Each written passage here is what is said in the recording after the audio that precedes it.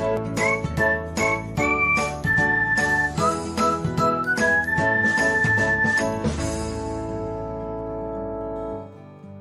everyone, welcome back to another episode of Technologyglance.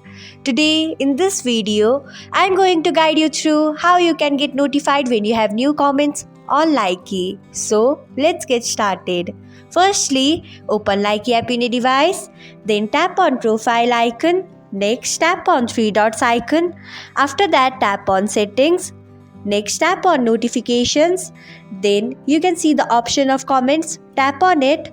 So this is how you can get notified when you have new comments on Likee. Thanks for watching. If you found this guide helpful, we would love it if you hit the thumbs up button below.